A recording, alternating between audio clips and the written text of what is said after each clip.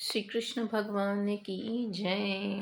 पुरुषोत्तम मास महात्म्य की जय। पुरुषोत्तम मास की जय। विष्णु भगवान की जय। 13वां अध्याय। ऋषि बोले, हे सुत जी, कृपया हमें यह बताइए कि राजा दृढ़धनवा ने पुरुषोत्तम मास की सेवा से क्या प्राप्त किया। अपना राज्य, पतिव्रता स्त्री, पौत्र आदि अनंत सुख एवं योगी जन दुर्लभ भगवान का लोक कैसे मिला। सुत जी बोले, हे ब्राह्मणों, श्री नारायण ने भी नारद जी को यह इतिहास पहले कहा था, वही मैं तुम्हें सुनाता हूँ। हे मुने, ये पाप नाशक चरित्र कथा गुरुमुख से जैसे मैंने सुनी है, वही दृढ़ धनवान राजा की कथा तुमको सुनाता हूँ। श्री नारायण बोले, हे नारद, राजा दृढ़ धनवा की गंगा समान पवित्र पुरानी कथा तुम सुनो। चित्रधर्मा राजा के बड़े तेजस्वी, सत्यवादी, सर्वगुण संपन्न पुत्र राजा दृढ़ धनवा हुए। उन्होंने चारों वेद बड़ी प्रसन्नता एवं चतुरता के साथ पढ़े।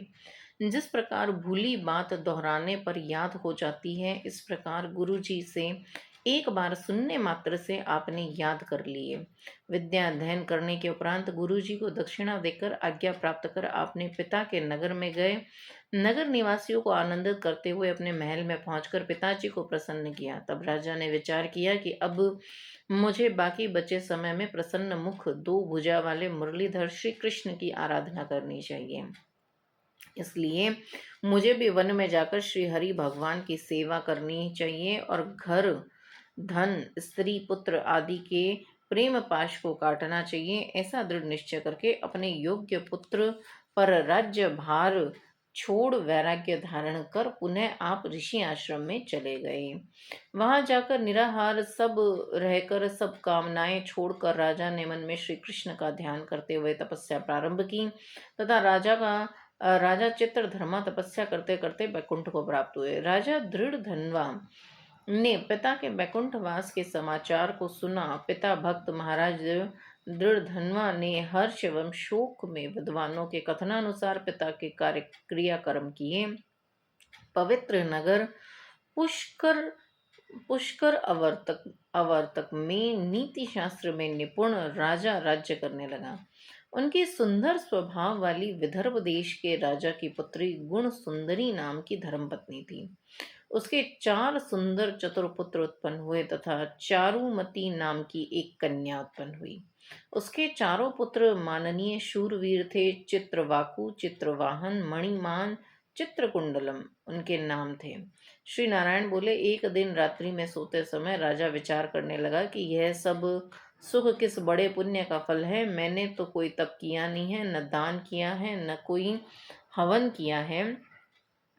इस समय किसके पास जाकर अपने भाग्य का कारण जानूं। इस प्रकार विचारते हुए रात्रि बीत गई। प्रातःकाल ब्रह्म मुहूर्त में उठकर स्नान आदि नित्य कर्म किया। प्रातः संध्या करते हुए सूर्योदय होने पर अर्घ देकर भगवान की कृपा से ब्राह्मण आदि का को स्वागत सत्कार नमस्कार दान आदि देकर घोड़े पर सवार हुए।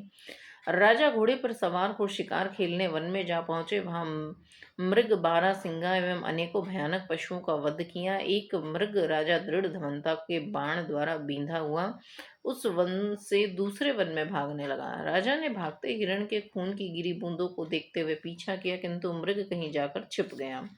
राजा वन में भटकते रहे। राजा को प्यास लगने लगी और वह व्याकुल हो गए। जल की खोज करने पर उन्हें एक बड़ा सा सरोवर दिखाई दिया।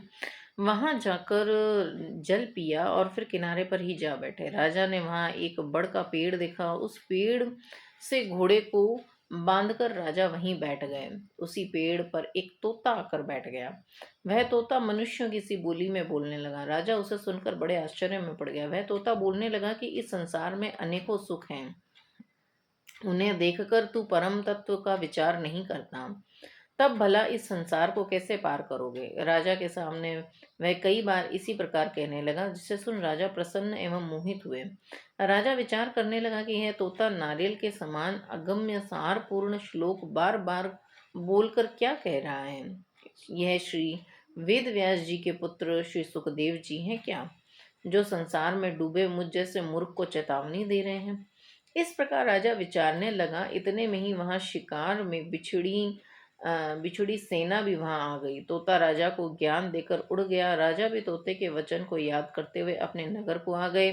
चिंता में डूबे राजा ने खाना पीना बोलना सोना सब छोड़ दिया। तब राजा के पास एकांत में आकर रानी ने पूछा। गुण सुंदरी बोली, हे राजन, आप इस प्रकार की उदासी कहाँ से ले आए? उठिए, बातचीत करिए, सुख भोगिए। रानी के बार बार अनुनय करने पर भी राजा ने कोई जवाब नहीं दिया, क्योंकि राजा तो बार बार तोते के देवताओं के भी समझ में न आने वाले सार गर्भित वचन याद करते थे। रानी ने राजा की यह दशा देखकर लंबी सांस छोड़ी और बड़ी दुखी हुई, किंतु सोचने पर भी पति की चिंता के कारण न समझ सकी। राजा को भी इस प्रकार सोचते हुए बहुत सा समय बीत गया था तथा इस दशा से उबरने का कोई मार्ग नहीं दिखा। नारद जी बोले, हे मुने, चिंता से ग्रसित राजा दृढ़ धनवा की कथा आगे सुनाते हैं। यहाँ 13वां अध्याय जो है पुरुषोत्तम महात्म्य का वो समाप्त हुआ। 14वें अध्याय में आगे हम पढ़ेंगे कि राजा का क्या हाल हुआ और क्या चिंता और क्या समझ उनको आई। श्री कृष्ण भगवान की जय। पुरुषोत्तम मास की जय।